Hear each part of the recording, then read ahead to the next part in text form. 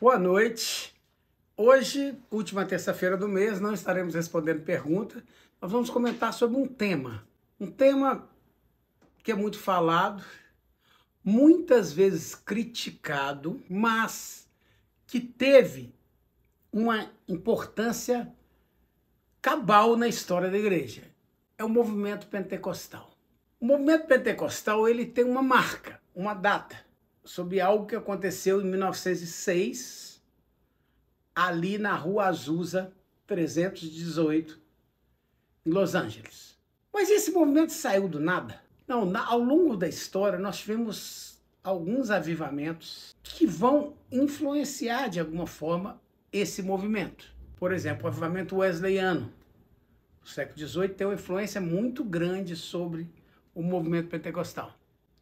Além disso, já no final do século XIX, havia algumas manifestações do Espírito Santo em alguns cultos nos Estados Unidos da América, em que as pessoas começaram a falar em línguas estranhas, o que era comum lá no início da igreja, mas deixou de ser comum ao longo da história da igreja.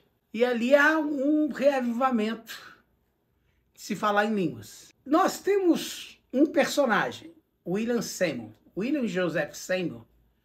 Ele era filho de ex-escravos, e esses ex-escravos, inclusive, no início da vida, tinham seguido religiões naturais da África. Depois se converteram ao cristianismo, o filho foi criado ali no cristianismo, né? E William Seymour, ele foi discípulo de um dos homens que vinham trazendo esse movimento de avivamento, de batismo no Espírito Santo, de falar em línguas, né? Um homem chamado Parham. E ele, o William Seymour, depois que passou por esse período, né, ele foi morar em Los Angeles. Lá foi pastorear uma igreja, mas começou a pastorear uma igreja tradicional, histórica, e começou a pregar avivamento, reavivamento, batismo no Espírito Santo, e acabou expulso daquela igreja. Então ele precisou abrir uma igreja. Quando ele foi abrir essa igreja, ele achou um templo abandonado. Era um templo da igreja metodista africana, muito provavelmente uma igreja voltada para escravos, porque nós temos que lembrar, nós estamos falando de início do século XX, a segregação racial nos Estados Unidos era muito forte. Brancos e negros não frequentavam a mesma igreja.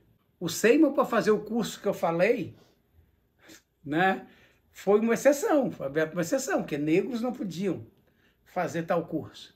E ali, naquele templo abandonado, aquela igreja que era metodista africana, ele começa uma igreja. E pouco tempo depois, há um despertamento, um avivamento, que ficou famoso, o avivamento da Rua Azusa. Dali, pessoas que viveram aquele avivamento, nós tínhamos cultos que duravam muito tempo, né, lá na Rua Azusa. Algumas daquelas pessoas foram saindo para outras regiões dos Estados Unidos. E ali, por exemplo, alguns chegaram em Chicago e houve um avivamento em Chicago. Depois, alguns, por exemplo, que vieram do avivamento de Chicago, chegaram ao Brasil. Por exemplo, os fundadores da Assembleia de Deus estiveram primeiro numa igreja batista ali em Belém do Pará e depois saíram e fundaram a Assembleia de Deus.